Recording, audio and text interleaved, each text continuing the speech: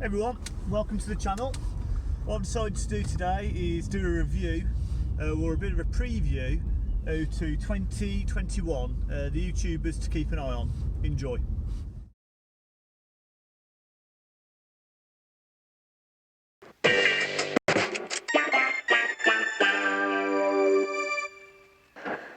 Well, thanks for tuning in, and I hope everybody out there is doing well. Times are a little strange right now, so I'm with you, and we're gonna keep doing stuff to hopefully keep us occupied, entertained, whatever. Short game should not be new to you, but I think that his content's been really good over the last few years.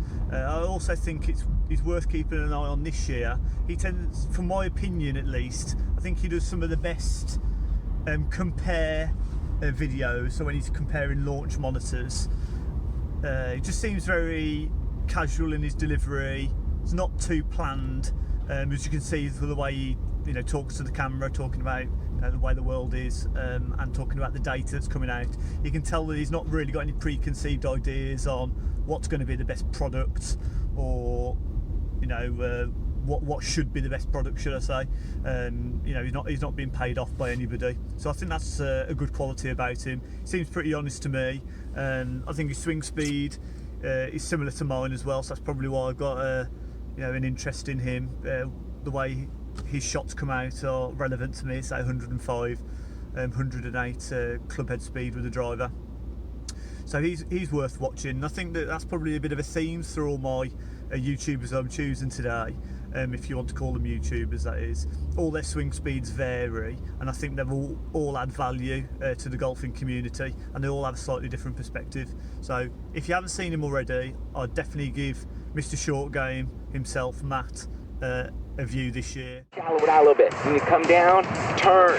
Come down and turn. Yeah, that's what you need. I'll work on that. All right. Thanks. You just gotta stay down on that a little bit. You just came up. Stay down. Yeah, you're peeking still. Just looking up a little bit.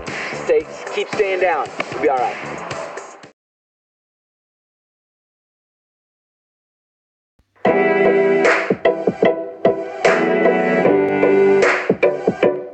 We would follow that particular video up with another one on tee height specifically. Absolutely. We know how valuable tee height. So TXG, started watching TXG when there were about 1,000 subscribers. You've got Ian Fraser, who's a club fitter from Scotland. He's worked with TaylorMade and Nike in the past.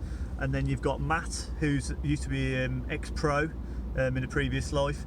Very good amateur golfer now, and he's under the tutorage of Larry Chung. And he also has wedge lessons with Gareth Flaflewski, can't say his name. Should we just call him Gareth? That's probably a better idea. And I think that Ian started to have lessons off him as well. What I really like about their channel is the fact that it's very informative, it's very fact-based. They do lots of different content, so driver fits, fittings for fast speed swing players. They do it for mid-ball speed players and average ball speed players.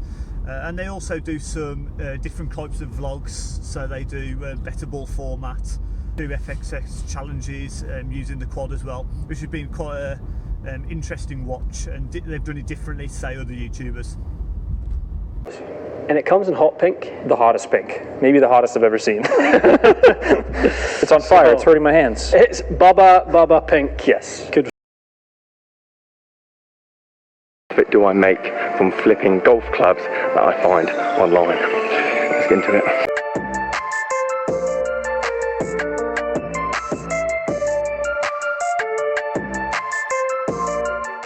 One of my absolute favourites. I think his content over the last year's really improved since he decided he was going to do second-hand club equipment. I think that's a great departure from just doing brand new clubs. And like he said, he's found it quite hard to do brand new clubs because what are you actually comparing? And some of them perform so similar anyway, and the technologies tend to get recycled year on year. I think he's made a really good decision in doing second-hand clubs. It's a complete gap in the market, something that I'm really interested in, and what he's been doing on eBay is what I've done for a few years now. see some clubs that I like, I'll try them, and then if I don't get on with them, I just sell them back on, and I've lost no money. I think that's a really good model. I love the message that he's sending out, that golf doesn't need to be expensive. You can buy some clubs, if you're not happy with them, cut them loose again, and you make your money back.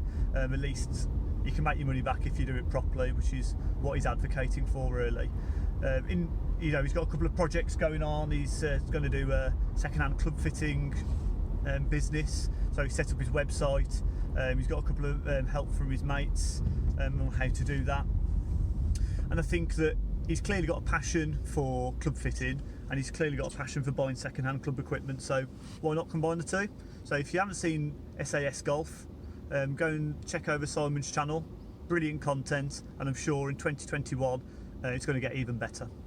Off all parts of the face as well, and this is probably as close as to a Scotty Cameron in terms of feel that I have ever touched. This is very much different. Before we start, are you a fisherman? Or who have you come as? Justin Bieber? I'll tell you what, why don't you just tell me what's so special about that drive you've got there? Well, for starters, it's ping. You know exactly what you're going to get. You can trust this thing. Reliability in abundance, plenty of forgiveness. It's got a movable weight to shift from a draw to fade bias. Does yours have a movable weight? No, it's a changeable weight. So not a movable weight. The average golfer. I really think that his channel's really taken on, it's gone to a completely different level to where he was before. And I can only think that's because he's a bit like SAS Golf. He's doing something that he's passionate about. He's not chasing views. He's not thinking, well, if I do this club review and I'll go to TaylorMade headquarters or I'll go to Callaway headquarters and I've got to say I like it because then that means they'll invite me back. I think he's gone all past that now. I don't think he's interested in what companies are receiving him. Yes, he still gets sent clubs. He's quite honest about that. But he's more passionate about doing his course vlogs. And I think that the way he does his videos, they've got like a cinematic feel, really. Couple that with the fact that his swing speed is, of the average male, I say in the UK, but across the world, just under 100 miles an hour, 97 miles an hour. He's got a fairly consistent swing. He doesn't tend to put any swing changes in there. That's totally not his focus. He's not thinking about how can I improve my golf game. He's purely doing it for the love and the joy of the sport. And what's important to golf for him is going out and seeing all these different places and hopefully sharing some information on why these courses are worth a visit with his course vlogs, which is a different feel to what you'll get with other YouTubers. They tend to have challenges, they have matches, they do these 3-hole matches. I don't know about you guys, I really don't get these 3-hole challenges that YouTubers do. I get it that they want to keep it short and then do part 1, part 2, part 3, part 4, and I'll probably be eating my own words when I've done my own course vlog and I've done 6 lots of 3 holes. But I think for the viewer, I don't understand. I don't know when you'd ever play a 3-hole match. I don't understand what that proves, really. So I'm really glad that the average golfer doesn't do that. So if you haven't checked him out, head over to the average golfer. Prestwick St Nicholas is the 26th oldest golf course in the world.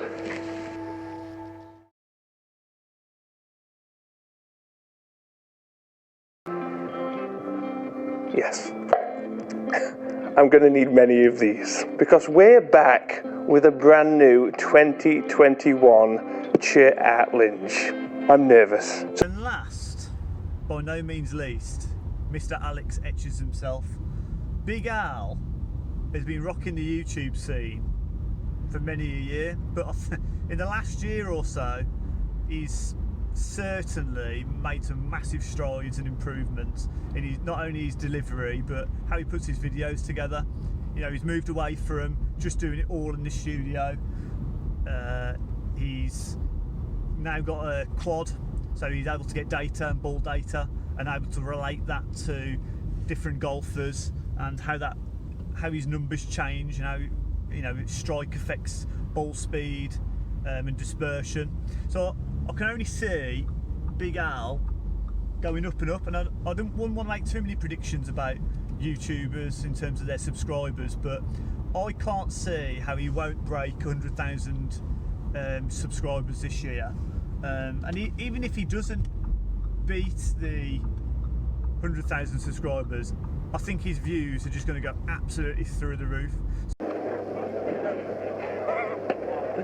Okay guys, we're back at the Foresight booth. There's a lot going on. So that's it guys, that's my wrap up. That's my preview of golfers that you should be watching this year if you're not already subscribed. So if you're not subscribed to any of those, make sure you subscribe to them, keep an eye on them this year. So it'd be great guys if you want to comment below if you've made it this far, if I've managed to keep your attention for this long. Comment below, let me know who you think are the people to watch in 2021.